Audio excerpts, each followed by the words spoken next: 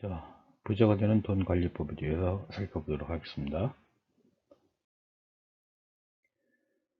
상위 1%의 부자에게 배우는 부의 법칙인데요. 부자가 되는 돈 관리법에 대한 내용입니다.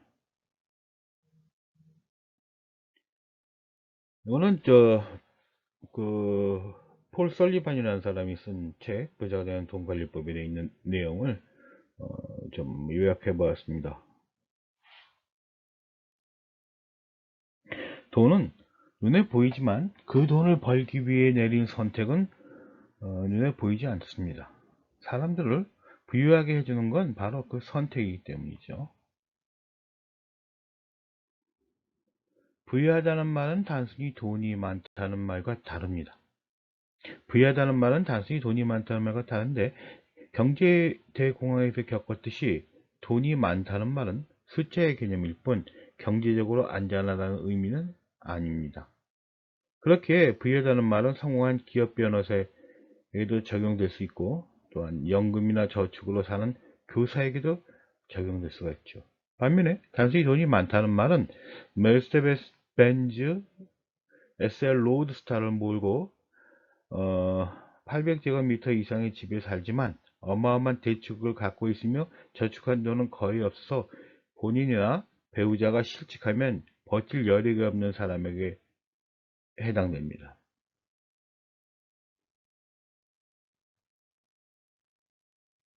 해당되지 않죠, 이런 사람들한테는.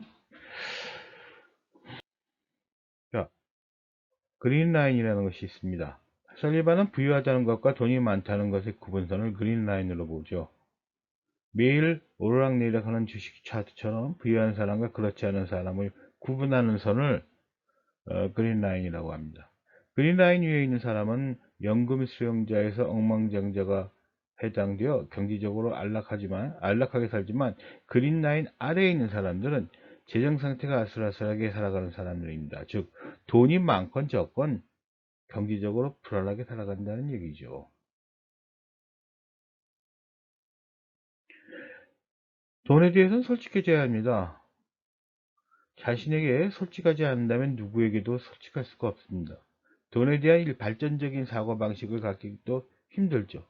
그런 사람들은 변화를 거부하기에 늘 손해를 보며 살 것입니다. 잘못된 결정에 숨은 투자 충동을 자제해야죠. 빚도 자산이 될 것이라는 헛된 기대를 하지 않아야 합니다. 즉 빚의 유혹에 이기는 절제의 미덕을 가져야 합니다. 그리고 납세는 정직하게 해야 하는 거죠. 이렇게 해야 돈을 벌죠. 대부분의 부자들이 돈 버는 방법은 이와 같습니다. 물론 일부 안 그런 사람도 있긴 하지만 수입과 지출의 균형을 맞춰야 합니다. 즉 부자들이 돈을 어떻게 쓰냐면 수입과 지출의 균형을 맞추고 현재 가진 미래를 내다보며 소비를 합니다. 교육에는 더 교육에 투자하여 더 나은 삶을 추구합니다. 아버지에게서 자녀로 이어지는 성공의 전이가 돈이 아닌 바로 교육 수준에 따라 이루어지기 때문입니다. 자, 부자들이 돈을 주는 방법은 어떨까요? 자녀들에겐 돈을 절대로 그냥 주지 않습니다. 그냥 주어진 돈은 되어가는 기쁨을 빼앗죠. 되어가는 기쁨? 진정한 상속은 돈이 되어서는 안 됩니다. 자식들 스스로 길을 찾도록 돕는 것이 상속이죠. 사회에 기부해야 합니다. 그 이유는 어떤 특정 명분에 신념이 있거나 기부행위 자체에서의 어떤 기쁨을 느끼기 때문입니다. 그래서 부자들이 돈을 쓰는 방법이죠. 돈을 주는 방법. 어리석은 투자를 하는 사람은 어떤 사람일까요? 정말 부유한 사람과 그저 돈 많은 사람을 구분하는 그린라인은 단순히 얼마나 많은 돈을 투자해야 하는지 액수에 따라 정해지는 게 아니라 투자할 돈이 많은 사람들은 어리석은 실수를 저지르는 경우가 얼마든지 있습니다. 또한 자동차, 건축자재, 소프트웨어를 파는 비즈니스를 성공적으로 운영했다고 돈을 운영하는 법을 알고 있다는 의미는 아니라는 얘기죠. 투자를 망치는 세 가지 요소가 있습니다. 보통 사람들은 금융 전문가들이 그린 라인 위쪽으로 가려면 투자를 망치는 세 가지 요소를 피해야 한다고 합니다. 첫째, 낙관주의. 둘째, 무조건 신뢰. 세 번째, 자신감입니다. 이 세 가지는 조심해야 합니다. 그리고 합리적인 계획이 필요합니다. 매달 세후 소득이 얼마인지를 정확히 파악하고 반드시 필요한 지출 목록을 적어보고 집세나 집융자금, 교통비, 식비 등 필요할지 모르는 의료비 등을 모두 적어 놓습니다. 그리고 부채를 줄이면서 삶의 여유를 즐길 돈이 있으면 지출에 대한 균형 잡힌 접근 방식이 필요한 거죠. 균형을 잡아야죠. 지출과 수입과 지출을 균형을 맞추기 위하여 부채를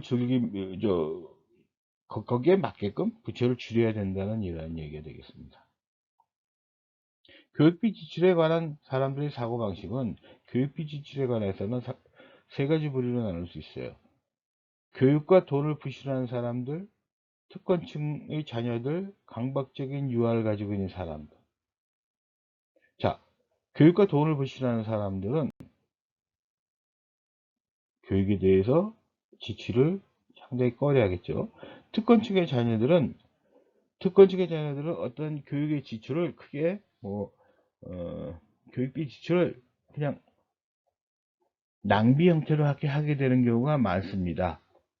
그냥 무작정 그냥 많은 돈이 있으니까 혹은 특권층이니까 나의 자식은 이래야 된다 뭐 한다 이런 형태로 교육비를 지출하게 됩니다.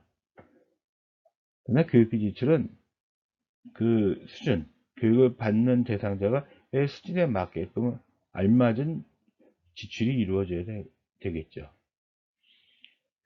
그리고 우리 아이는 천재다라고만 생각하는 어떤 그런 강박적인 육아, 천재가 되어야 한다, 수재가 되어야 한다는 그 강박적인 육아를 가지고 있는 사람들, 이런 사람들도 지출에 좀 유의를 하셔야 할 겁니다. 특권층의 자녀들은 학업성 지도가 뛰어난 가문에서 태어났지만 스스로 뭔가 하려는 야망이나 능력이 부족한 편이죠. 이에 비해 돈과 교육을 부실하는 부모의 자녀는 대단히 성공한 기업인이 될 수도 있습니다. 왜? 항상 교육이 다가 아니다. 돈이 다 돈은 꼭 필요하다. 근데 교육은 다가 아니다. 이것이 서로 조화를 이루겠죠. 강박적인 육아를 하는 부모의 자녀는 뭐든지 중간 정도만 해도 되는 음, 사람들이에요. 완벽한 만족이 글쎄요. 그냥 중간 정도 하는 사람이 되고자 하죠. 성공과 대물림과 교육의 상호관계는 아이의 성공이 아버지의 소득보다 지능과 더 많은 관련이 있다고 합니다. 소득보다 지능이 더 많은 관련이 있다. 아버지에서 자녀로 이어지는 성공의 전이가 돈이 아닌 교육 수준에 따라 이루어진다는 메커니즘을 설명하고 있는데 자신의 지능을 기반으로 성공한 아버지는 그 성공을 자녀에게 물려줄 기회는 높습니다. 어떻게?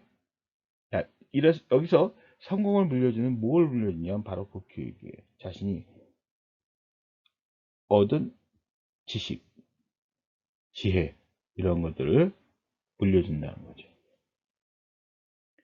돈이 많거나 부유한 부모들이 자녀들의 교육은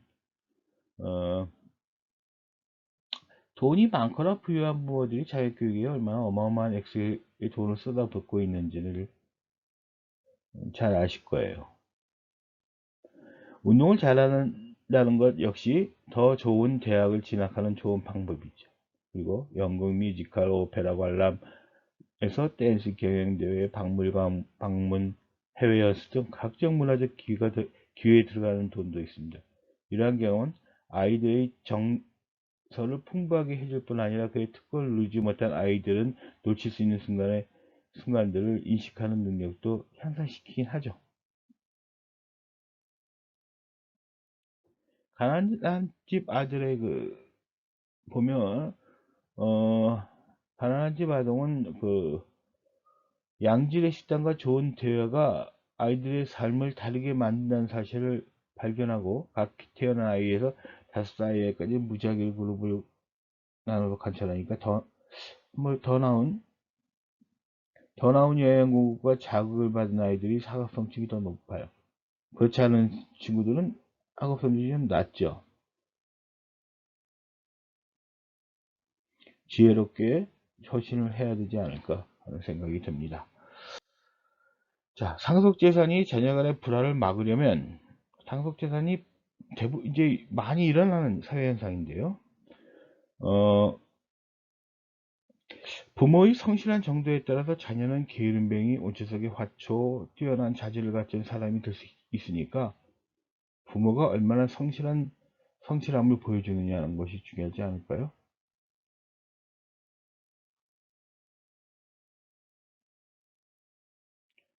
그냥 주어진 돈은 되어가는 기쁨을 앗아갑니다.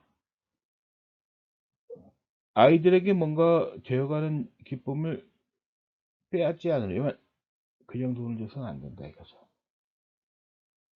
그냥 돈을 주면 안 되고 이 돈으로 인하여 뭔가 되어간다는 기쁨, 성취할 수 있다는 성취욕구, 이러한 것들을 느낄 수 있도록 하는 현명함이 또 필요하지 않을까요? 자녀의 미래를 망치는 길이 있습니다. 풍족한 재산, 자녀에게 좋은 교육. 이거 좋은 얘기지만 자녀가 실패하지 않도록 하는 원조 수단으로 사용되는 것은 이와 같이 풍족한 재산이라든가 좋은 교육, 이러한 원조 수단을 사용하는 것은 자녀의 미래를 망치는 지름길이 될 수도 있습니다. 특히 특권층이